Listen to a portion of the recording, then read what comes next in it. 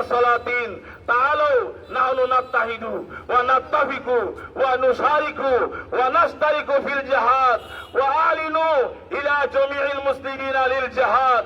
الجهاد الجهاد الجهاد الجهاد. فيا أيها السلاطين الأقوياء إن الله سبحانه وتعالى قال في كلامه المجيد أتخشونهم والله أحق أن تخشوه إن كنتم مؤمنين.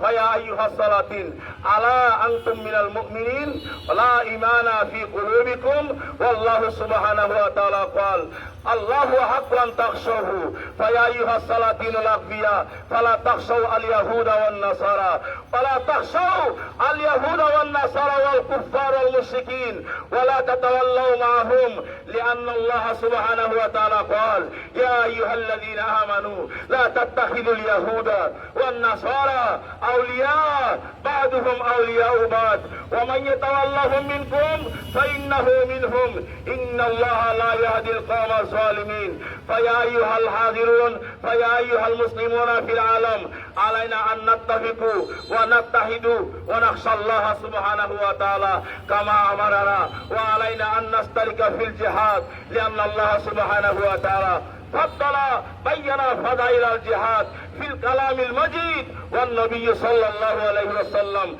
بين فضائل الجهاد في مواضع كثيرة بلسانه النبي صلى الله عليه وسلم كما قال رسول الله صلى الله عليه وسلم الجنة تحت ظلال السيوف والله سبحانه وتعالى قال فضل الله المجاهدين على القاعدين أجرا عظيما.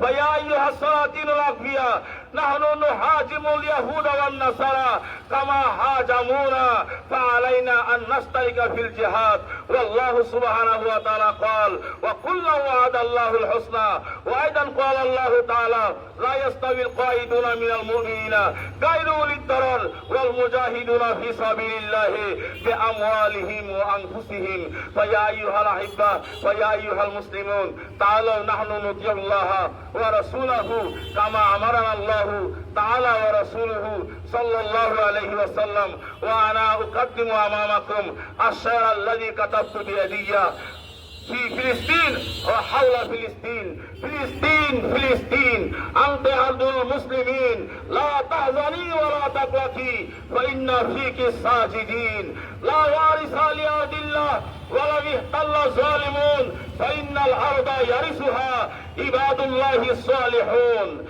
فينا عمر فينا حيدر فينا حمزة صلاح الدين ولك دعاء الصالحين هو سلاح المؤمنين.